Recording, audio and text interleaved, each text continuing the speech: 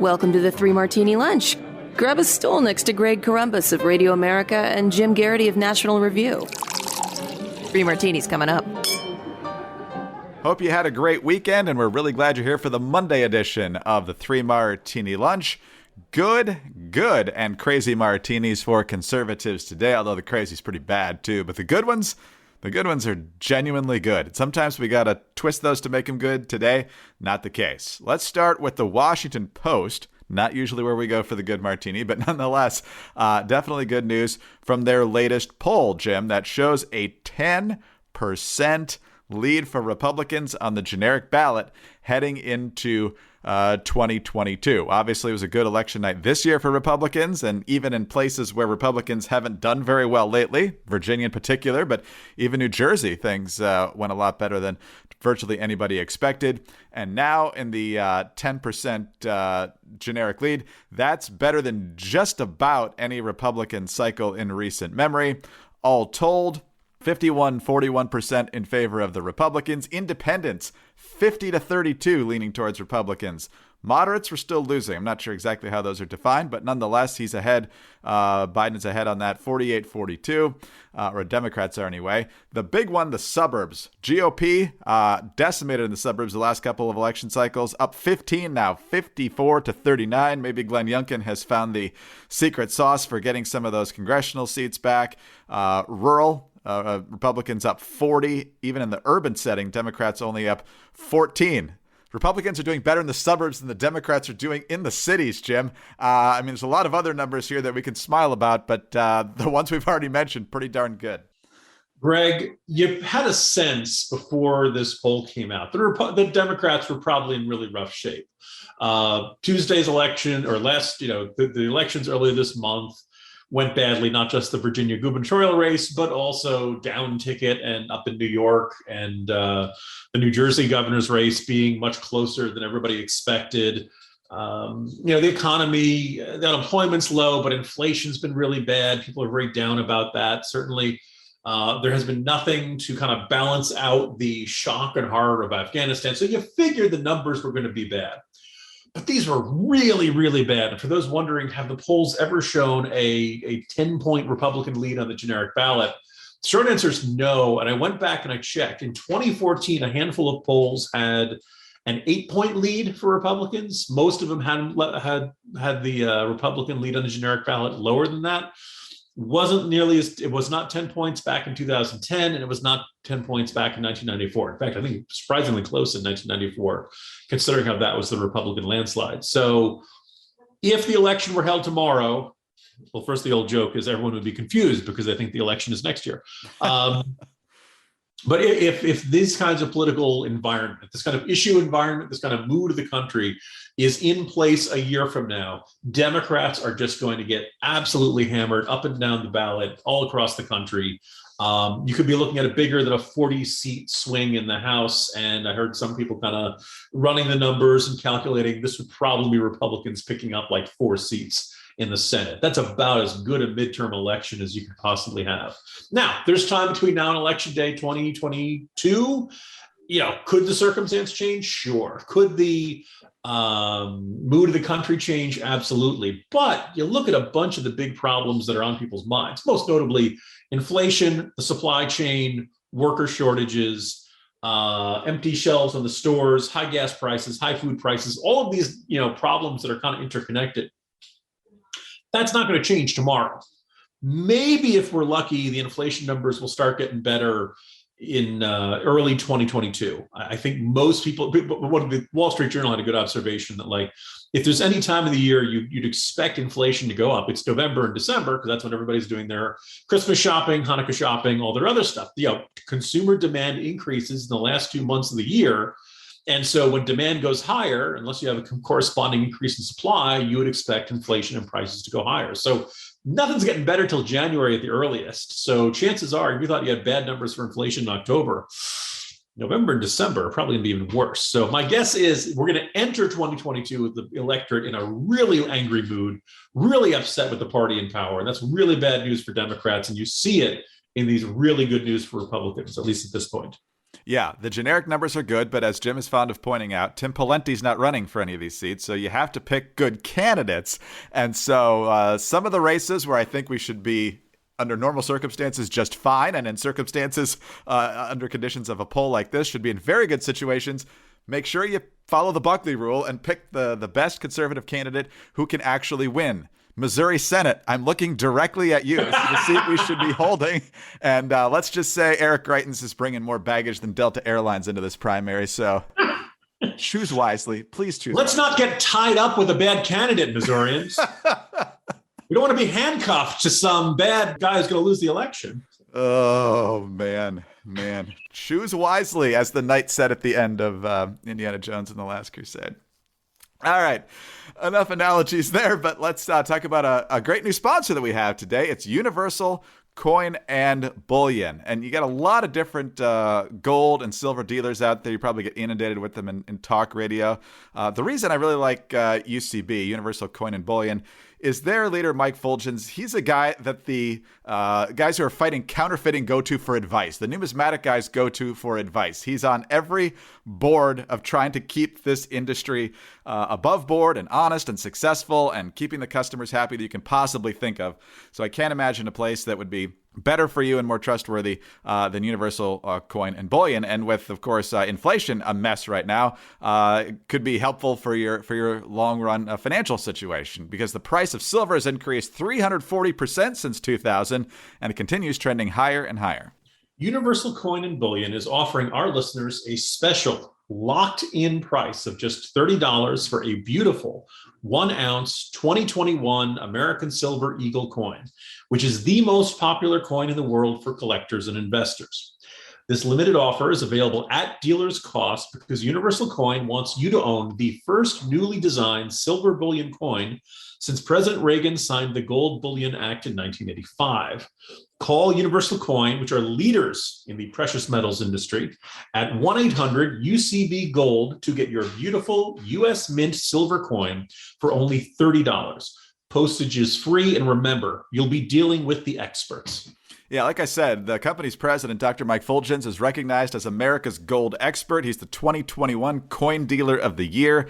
They also have rare coins, but this special silver deal is only available using the code martini. So call 800-UCB-GOLD. That's 800-UCB-GOLD. And remember the code word martini. All right, Jim, on to our second good martini now, because when you look at a poll like that, and you look at the election results from earlier this month, and you look at the fact that the midterms usually don't go with the party of the president in power at that time, you'd think that people looking at Texas, that quixotic journey of Democrats thinking they're about to retake all the statewide offices in Texas, that 2022 probably wouldn't be their year. Enter Beto O'Rourke. He has once again gotten the bug because, of course, he was born to do this, as you know. 2018, kind of positioned himself as a moderate to try to take down Ted Cruz. Close race. Helped a lot of Democrats lower on the ballot actually win. But Cruz won. Then he decided to run for president and went hardcore left, talking about taking away your AR-15s and universal health care and no border wall, things that are really popular in Texas.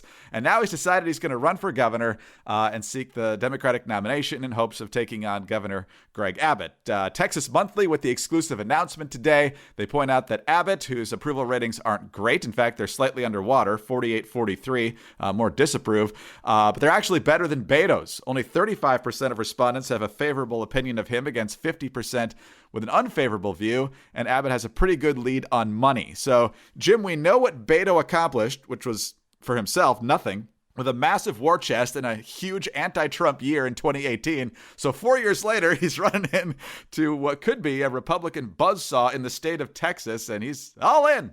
Hell yeah. I wrote a corner post on this. Rarely does the announcement of a Democratic candidate make Republicans feel good the way this one does. Because, look, the upside for Democrats is that Beto O'Rourke clearly has name recognition.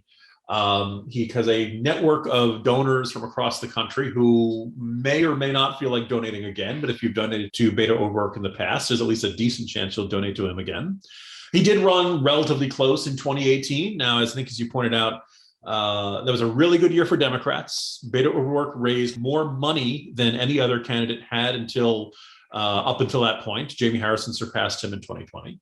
And the other thing is probably the bugaboo, or just kind of gets in my head the most, is that every single major national media organization wrote a just glowing profile about how Beto O'Rourke was the great Southern hope and messiah of the Democrats, and just gushing about how sweaty he was, and he used to be in a band, and he's so cool, and he drops the F-bomb, and look at the way he drives. Okay, actually, they didn't want to talk about his driving record that much. That was Kennedy-esque about him. I'll give him that. But Beto O'Rourke, just an unbelievable height to performance ratio. And I guess the first thing you can't count on raising more money than anybody else ever has in history, and having the national media singing your greatly. Those are some huge advantages to have. And he still fell short. Respectable loss, but he still fell short. And then when he tried to do the same thing again, running for president, he kind of crashed and burned. People got really tired of him. And I think a big chunk of what was fueling that Beto O'Rourke support in 2018 was there were a whole bunch of national Democrats who hated the guts of Ted Cruz and would donate a ton of money to anybody who was running against Ted Cruz. So this time around, I don't know if there'll be that same level of animosity towards Greg Abbott. Maybe there will be. But if you're a Democrat, you're probably not, if you're the Democratic Governors Association, you're not feeling great about this, because all that money that's going to be going to Beto O'Rourke, and what I think we could all agree is a long shot bid, particularly if he's running for governor of Texas on I will confiscate your AR-15 platform. And by the way, he says he's still sticking by that. So that's, Greg Abbott's, pardon the metaphor, his attack ads are locked and loaded.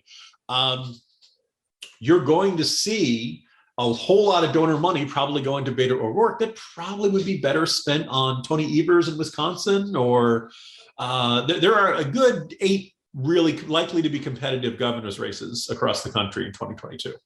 And Texas is not one of them. So if you've got another, let's say it's not 80 million this time, let's say it's 40 million or something, so a significant amount of money going to Beto O'Rourke is money you can't spend in other places that probably are going to be closer, and probably where that money can make a big difference. So it's kind of a win-win for the Republican Governors Association. I think the other argument is that when he doesn't have the media propping him up, I don't think Beto O'Rourke is that great a candidate. When you see it in statements like the AR-15, at minimum, he does not know how to calibrate to not be too far to the left. And I think he's going to be easy pickings for Greg Abbott. Now, because of all the resources, maybe he will be fine. But particularly if this is not a good year for Democrats, he should not expect to have that wind at his back. My guess is Abbott wins, and wins pretty handily. We've seen this before. We've seen this with the Castro brothers and Wendy Davis on the cover of Texas Monthly. Every 4 years, we get told, this is the year Texas Democrats come back.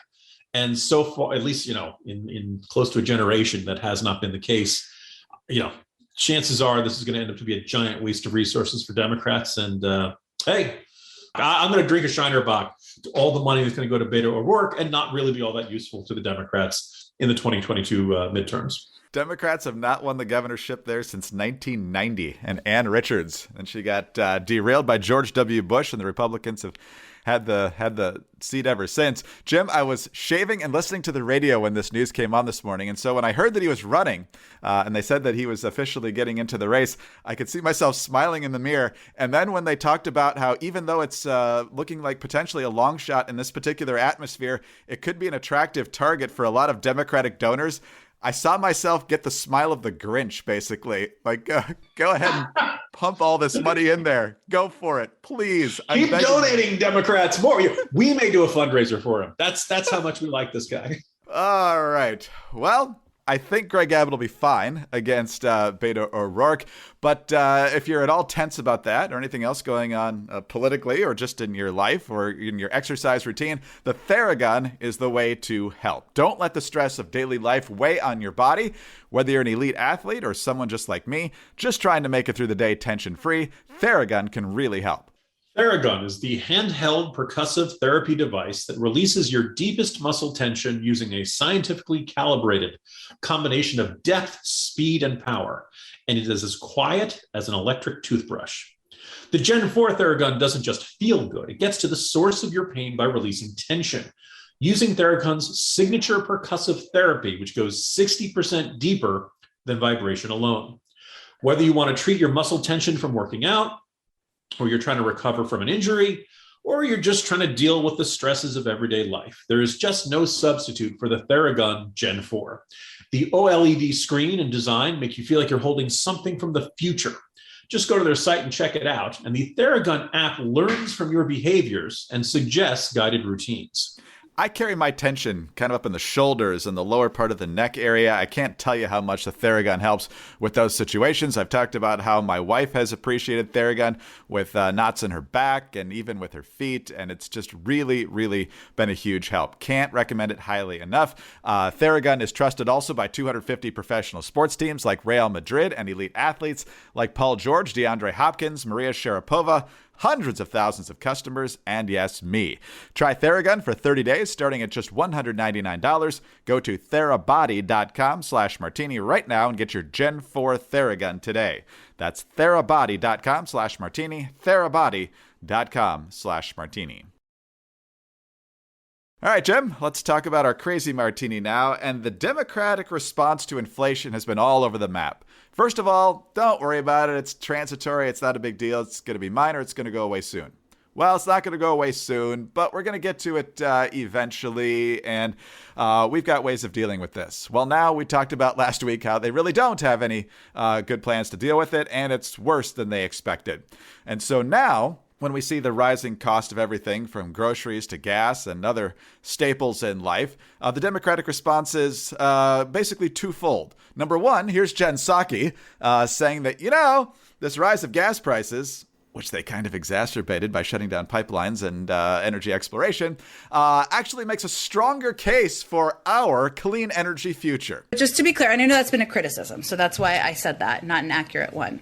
Look, our view is that the rise in gas prices over the long term makes an even stronger case for doubling down our investment and our focus on clean energy options so that we are not relying on the fluctuations and OPEC and their willingness to put more supply and meet the demand in the market. And if that weren't enough, you've got media outlets like Time Magazine saying our consumption habits caused the supply chain crisis, and Bloomberg essentially saying in their opinion section that we need to learn to live more like Europeans. Our household consumption is just too high, so we have to learn to lower our expectations. So, Jim, the parallels to the Carter administration of we just need to turn down the thermostat. We need to let's set our expectations a little lower. I mean, we're only 9-10 months into the Biden administration. They're already telling us to kill our dreams here. Democrats 2022, lower your expectations. Yeah, I don't think that's necessarily going to be a great rallying cry. Probably one of the easiest cliches in political discussions to say, what if the other party did it? But in this case, it really is kind of fun to think about.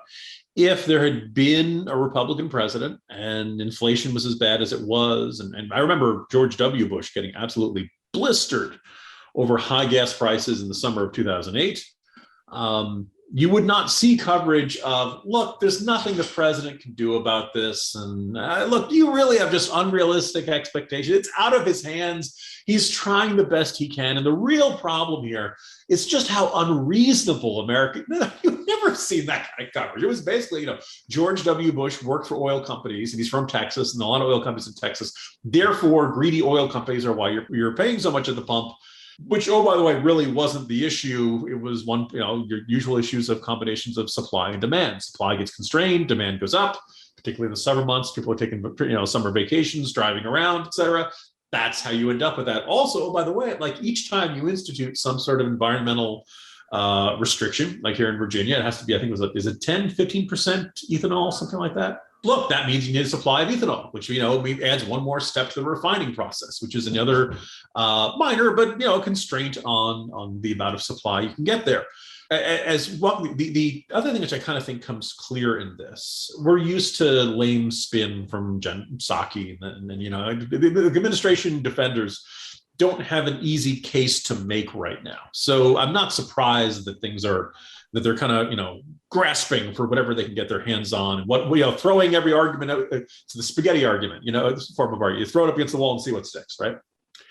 In this particular case, I know the president of the United States does not fill up the beast the presidential limousine. The president of the United States does not worry about the cost of jet fuel for Air Force One. I understand probably almost everybody who works for the White House, they don't make tons of money. They're not making millions of dollars, but they're generally making comfortable livings. They also live in a Washington, D.C. area, which is a high cost of living area. But my guess is Jen Psaki doesn't spend a lot of time filling up her own tank. My guess is Ron Klain does not spend a lot of time filling up his own tank. A lot of these folks, by the way, keep in mind, had rather lucrative consulting gigs in the off years when Trump was in office, right? So my suspicion is that almost everybody around the president, and by the way, a portion of this, of the people in media, not necessarily your typical podcast host, but like the kind of people who you see on television all the time, generally are making well past six figures, and not just low end six figures. Sometimes they're making mid six figures, particularly if they host a TV show on MSNBC or something like that. So you've got people who are living quite comfortably. So the amount of pressure on them is not all that significant. So if their grocery price goes up $5, $10, $15, they may not notice. If it costs $10 more to fill up their tank than it did a month ago, 2 months ago, earlier in the year, they're not going to notice that as much. This is part of the problem of being governed by elites, is that they are not actually experiencing what everybody else is experiencing, or they don't feel it the same way. Now, this doesn't mean that they can't care. They are capable of caring. They just choose not to in some cases. Or is one of those that are kind of oblivious to this. Or when you hear people saying like, oh, yes, you're paying more for groceries, you're paying more for food, but look at the increase in house prices. American households are doing better. Well, that's great if you own your house, but even then, it's not like you can sell your house in order to raise money for groceries, right? You're whatever you see on the Zillow or whatever app is telling you the value of your house is going up. That's great, but that's something you're only going to cash in when you sell it, which you probably aren't going to do for a very long time. So the idea that inflation, don't worry, all the assets you own, they're going to increase in value, and that'll work out well for you.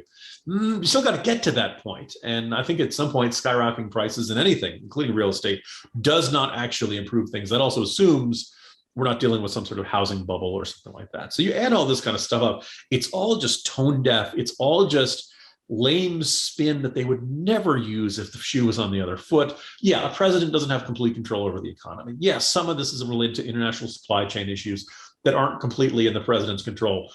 But he could do the Jones Act. He could, we have this massive new tariff we put on Chinese chassis, the parts of the framework of the truck and the trailers and all that kind of stuff. And they're doing it at a time when we don't have enough tractor trailers.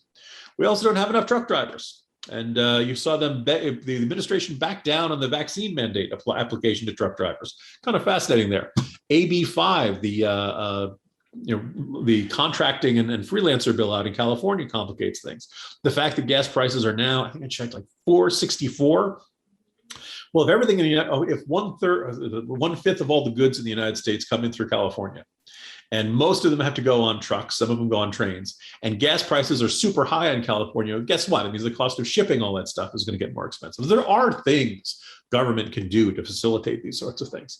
The Democrats just don't want to do this because this would alienate some of their key constituent groups, including unions, including environmentalists, folks like that. So all in all, it's a big, big mess. And I think this kind of spin is only going to anger people, which kind of takes us full circle to our first martini, Greg. Yes, exactly. Exactly. Yeah, it's great if your home value is going up if you're selling. If you're not, it just means your property taxes are higher. And so that actually adds to the inflation costs that you're dealing with. And so that's no good. And I could go off at length about how much I hate property taxes. Might be my least favorite taxes of all. I already own this. Why am I still paying you anything? Greg, don't worry that the Democrats are going to take care of you by increasing the state and local tax deduction for all the millionaires. All of those millionaire podcast hosts. Yeah. We're going to soak the rich by giving them a tax cut with the SALT, removing the SALT provision from the Trump tax bill. Yeah, that's fantastic. Jim, happy Monday. See you tomorrow. See you tomorrow, Greg. Jim Garrity, National Review. I'm Greg Corombos of Radio America. Thanks for being with us today. Please subscribe to the podcast if you don't already. Tell your friends about us as well. We're always grateful for your 5-star ratings and your kind reviews. Please keep those coming. They're a huge help to us. Get us on those home devices. All you have to say is play 3 Martini Lunch podcast. Follow us on Twitter. He's at Jim Garrity. I'm at Dateline_DC. Have a great Monday. And please tune in again Tuesday for the next 3 Martini Lunch. Hi, it's Dana Lash, host of The Dana Show. Every day, I'm here to keep you up to speed on the most important stories and info that you need to know in your very busy life. And if you're always on the go and you want to stay connected, just download our daily podcast and take it with you. It's a great way to get up to speed on what you need to know and what legacy media may not be telling you. Visit danaradio.com and click on the podcast link or subscribe at iTunes, Spotify, or wherever you get your favorite podcasts.